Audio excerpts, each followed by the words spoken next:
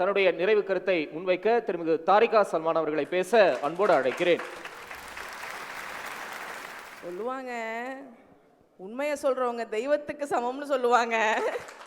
திமுகவும் அதிமுகவும் ஒருத்தர் மேல ஒருத்தர் குற்றச்சாட்டை மாறி மாறி உண்மையை சொல்லி அதை நிரூபிச்சிட்டீங்க. ரொம்ப நன்றி.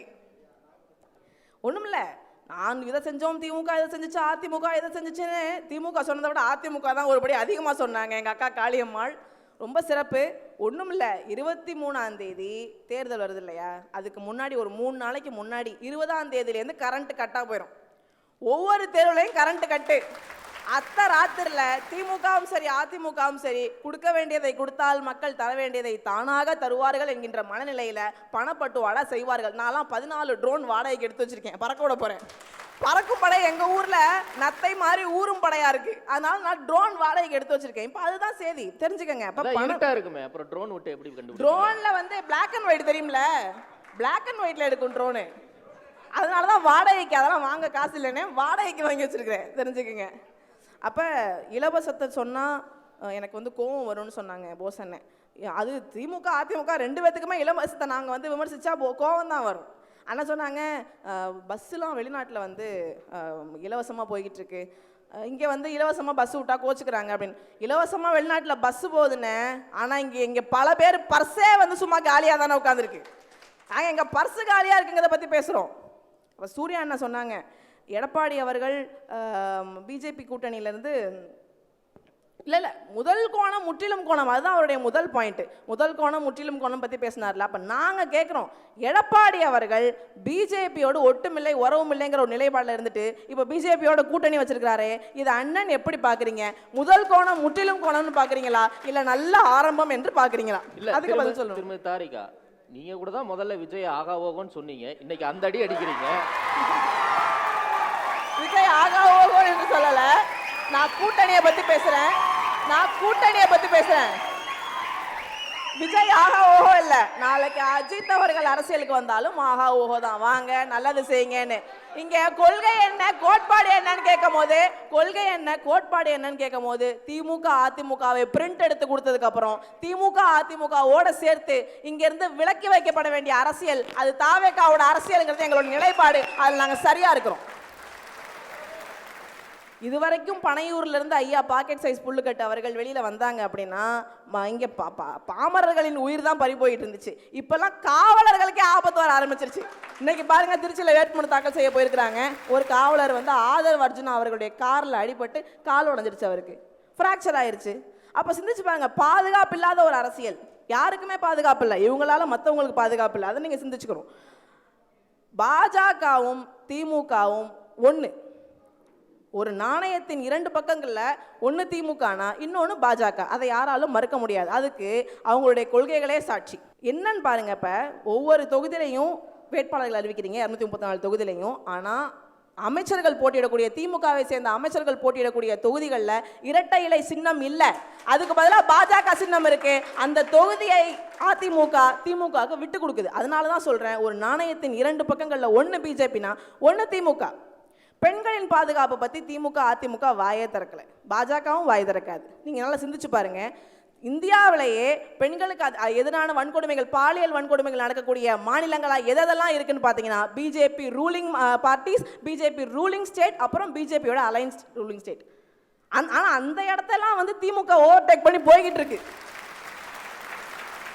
அதனால பெண்கள் பாதுகாப்பை பற்றி இவங்களுக்கு எந்த அக்கறையும் இல்லை. நாம் தமிழர் கட்சி நாங்கள் என்ன சொல்கிறோம் அப்படின்னா, எங்களுடைய ஆட்சியில் பெண்களுக்கு எதிராக ஒரு விரல் நீண்டால் கூட அந்த விரலை சிதைக்கும் சட்டங்களை நான் உருவாக்குவேன். பெண் பிள்ளைகளுக்கு எதிரான பாலியல் வன்கொடுமைக்கு மரண தண்டனை மட்டும்தான் ஒரு தீர்வாக இருக்கும் நாங்கள் சொல்கிறோம். இதை திமுக அதிமுக பிஜேபி காங்கிரஸ் செய்வாங்களா, சொல்லுவாங்களா?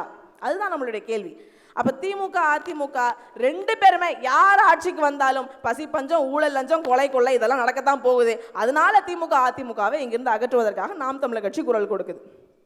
நீங்க பாருங்க, வாக்குறுதிக்கு மேல வாக்குறுதி. ஒவ்வொரு தேர்தலையும் 301, 401, 501, 701 வாக்குறுதிகள் கொடுப்பாங்க திமுக அதிமுக. அந்த வாக்குறுதிகள் முழுமையாக நிறைவேற்றப்பட்டதா? அண்ணன் கேட்டிருந்தாங்க எஸ். சூர்யா அவர்கள். முழுமையாக நிறைவேற்றப்பட்டதா? இல்ல. 1.5 லட்சம் காலி பணியிடங்களை நாங்கள் நிரப்புவோம்னு திமுகவும் சொல்லுது, அதிமுகவும் சொல்லுது. எப்படி நிரப்புவீங்க? நிரப்புனீங்களா? வருஷத்துக்கு 10 லட்சம் இளைஞர்களுக்கு வேலை வாய்ப்பு கொடுப்பேன்னு சொன்னிச்சு திமுக. 5 வருஷத்துல 50 லட்சம் பேருக்கு வேலை வாய்ப்பு கொடுத்துருச்சா? டாஸ்மாக இழுத்து மூடுவேன்னு சொன்னாங்க அம்மையார் கனிமொழி அவர்கள், மூடினாங்களா? நீட் தேர்வை ஒழிப்போம்னு சொன்னாங்களே, ஒழிச்சாங்களா?